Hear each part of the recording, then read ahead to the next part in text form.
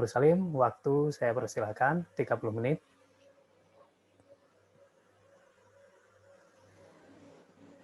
Baik, Pak Badruzzaman.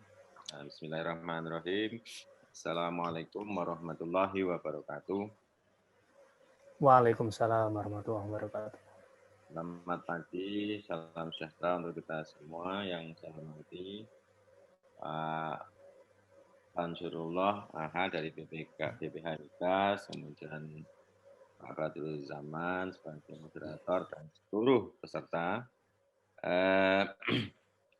Mohon yang pertama saya sampaikan permohonan maaf dari Pak Direksi PT Petrokimia Gresik tidak bisa menghadiri acara webinar ini karena terkait dengan tugas yang lain yang tidak bisa ditinggalkan, sehingga menugaskan saya sebagai SVP Teknologi untuk menyampaikan hal-hal yang terkait dengan energi yang kita gunakan di perusahaan kami. Izin share untuk materi.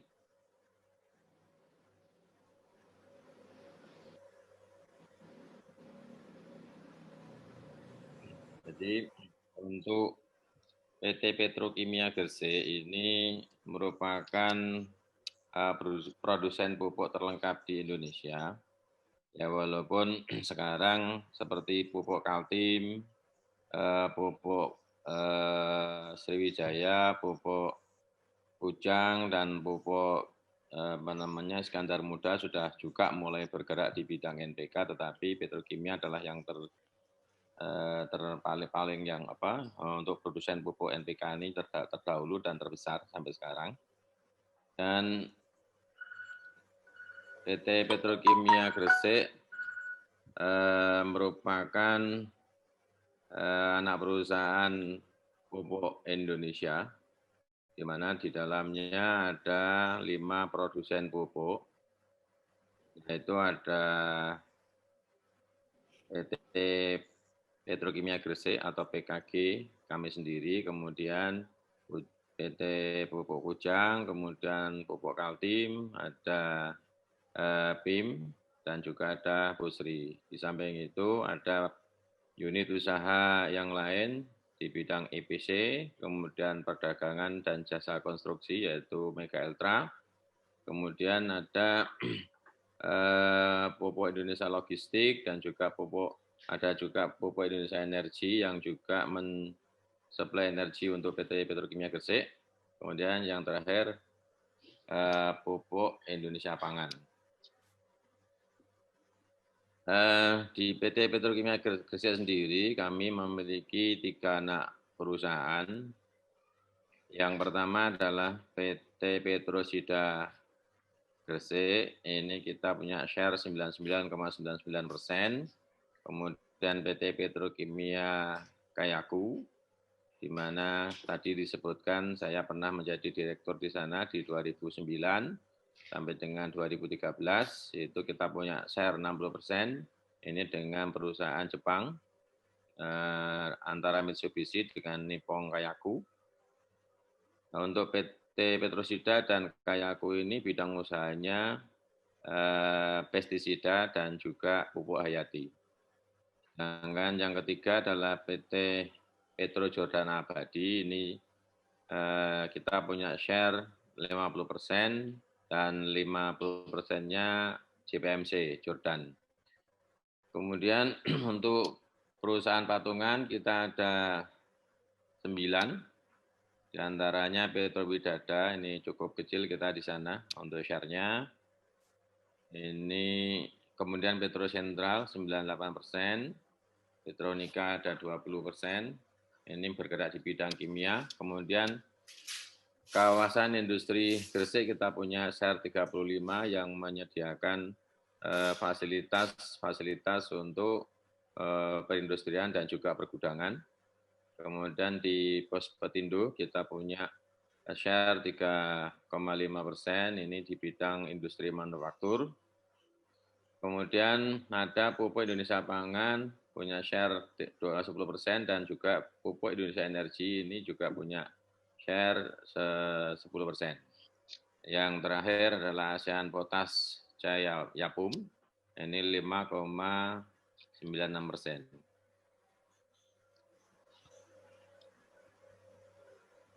Sekilas tentang petrokimia untuk yang penugasan dari pemerintah, ini dalam bentuk PSO, Public Service Obligation, kita harus memproduksi dan mendistribusikan 4, juta pupuk.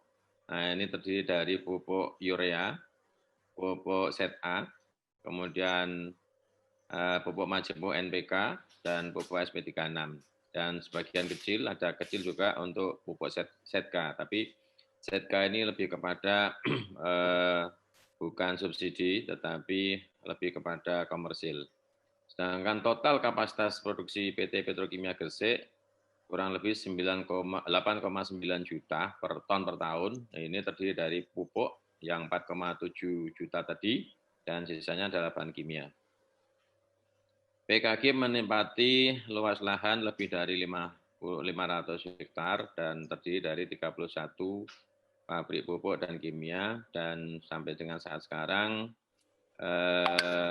karyawan sejumlah 2.405 yang sebelumnya sekitar 3.600-an. Ini sudah ada restrukturisasi besar-besaran di tempat petrokimia. Ini mungkin di macam-macam produk kita, saya kira bisa dilewatin. Sedangkan PKG memiliki sarana dan prasarana penunjang, diantaranya memiliki unit penjernihan air di Gunung Sari, Surabaya, mengambil air dari Sungai Brantas. Kita punya kapasitas 3.000 meter kubik per jam yang dialirkan melalui pipa sepanjang 22 km. Kemudian juga ada IPA, instalasi penjernihan air di Babat dengan kapasitas 2.500 meter kubik per jam dan menggunakan pipa sejauh 60 km. Kami juga memiliki unit pengolahan limbah. Tentu saja setiap ini juga pemenuhan terhadap peraturan lingkungan hidup, tapi lebih mengedepankan untuk penerapan 3R, yaitu reduce, recycle, dan recovery. Dan tentunya di masing-masing pabrik dilengkapi fasilitas pengendali emisi dan buangan cair dan padat, dan khusus untuk ekses buangan cair tersentralisasi dan olah di IPAL sebelum masuk ke pembuangan. Tentu saja dengan dikendalikan sesuai baku mutu limbah yang ditentukan oleh LH. Sedangkan untuk fasilitas pendukung, kita memiliki pelabuhan utamanya untuk sisi laut bisa disandari 5 unit kapal dengan masing-masing 60.000 DWT, dan sedangkan untuk yang di sisi dalam ini bisa 3-4 kapal dengan masing-masing 40.000 DWT. Kemudian kita juga memiliki pelabuhan batubara khusus untuk pembongkaran batubara, construction jetty. Manakala kita memiliki proyek, inilah kita gunakan untuk bongkar peralatan dan juga tersedia laydown area. Dan yang terbaru kita memiliki dermaga sebagai untuk pengembangan kapasitas bongkar muat kami, karena memang kami meningkatkan akan memproduksi dari bahan-bahan produk samping dan sebagai langkah diversifikasi produk. Sedangkan untuk bongkar muatnya ini cukup besar, ada 2 unit crane, masing-masing 800 ton per jam, kemudian ada CSU, continuous shift unloader, ada 2 unit, masing-masing 1.000 ton per jam, dan shift loader untuk pemuatan di kapal, ada 2 unit juga, masing-masing 600 ton per jam. Sedangkan untuk pembangkit listrik ini yang sebagiannya juga menggunakan gas alam, kemudian juga sebagiannya juga menggunakan batu bara. Ini kita total memiliki power generation ini generator total dengan kapasitas 114 atau 114 MW. Menginjak ke sumber energi, kami PT Petrokimia Gresik menggunakan atau mengutilize energi primer dari natural gas sejumlah 50 juta MMBTU per tahun, kemudian batu bara sejumlah 200.000 ton per tahun, solar 50 kiloliter per tahun. Kalau BBM ini untuk transport ini relatif kecil dan fluktuasi. Sedangkan untuk yang sekunder kita menggunakan energi yang dihasilkan dari PLN dengan kontrak 70.000 megawatt per tahun. Untuk natural gas ini 80%-nya ini dipakai sebagai bahan baku atau feedstock. Nah, ini kalau ada gangguan pasokan gas, tentu saja implikasinya ujungnya adalah kita tidak bisa menyediakan pupuk yang menjadi tugas pemerintah.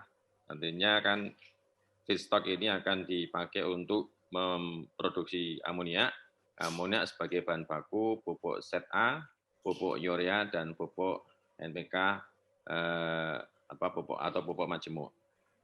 Sedangkan yang 20%-nya gas alam kita pakai untuk mengenerate steam. Steam juga sebagiannya dipakai untuk proses dan juga untuk pembangkit listrik.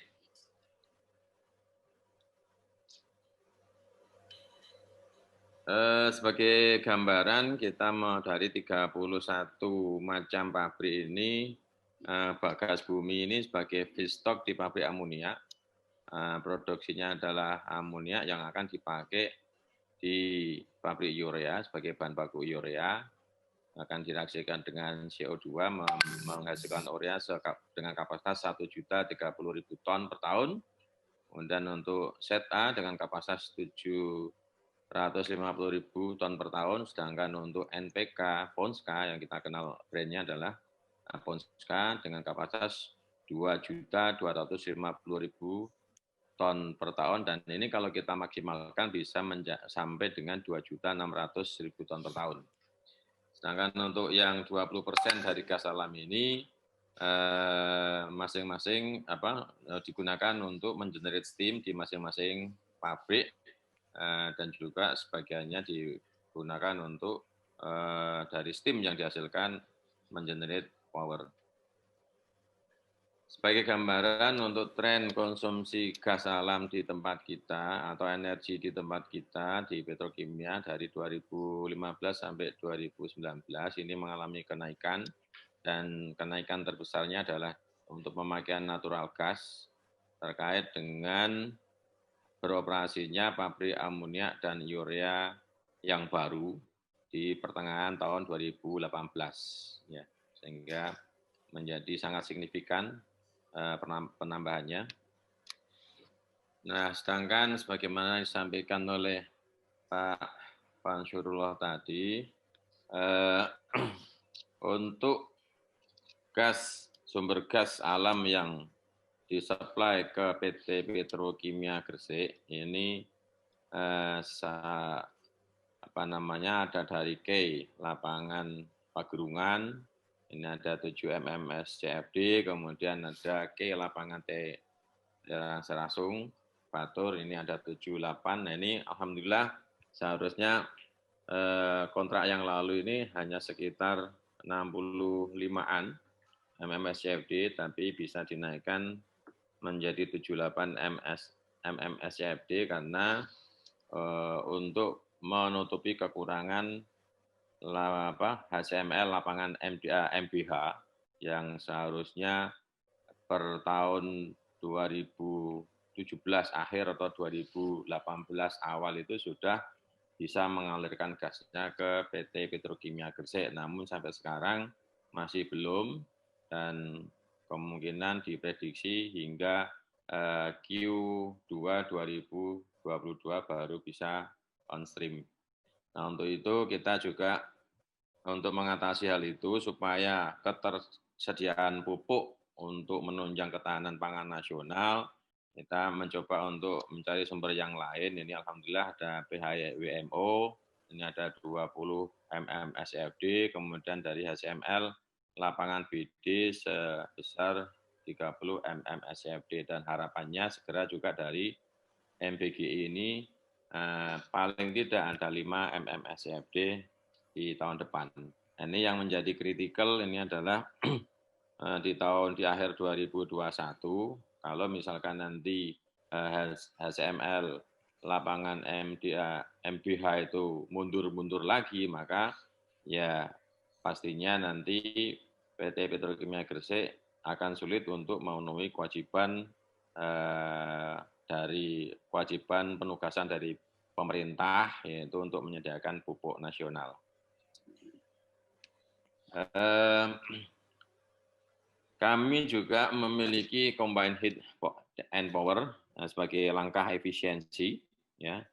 Jadi kita memanfaatkan ekses panas seperti halnya di unit pabrik asam sulfat itu untuk ekses panas reaksi dari reaktor ini kita manfaatkan di WHP untuk mengenerate steam, dan steam yang dihasilkan sebagiannya untuk proses dan juga untuk mengenerate power yang dipakai untuk pabrik SA sendiri dan juga untuk pabrik yang lain seperti pabrik asam fosfat.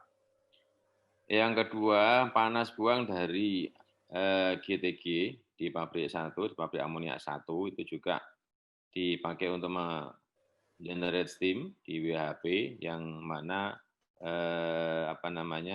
steam juga akan dipakai untuk proses. Yang terakhir, kita melakukan interkoneksi jaringan steam, sehingga kebutuhan steam untuk pabrik 2 seperti untuk pabrik NPK, SP36, SETK ini bisa dipasok dari unit batubara, sehingga kita bisa mengurangi konsumsi gas yang dipakai untuk untuk steam. Demikian mungkin dari kami, cukup singkat, dan bagi kami hanya menyampaikan informasi terkait pemakaian gas karena memang kami sebagai industri hilir. Terima kasih. Kami kembalikan ke Pak Badruz Zaman. Wassalamualaikum warahmatullahi wabarakatuh.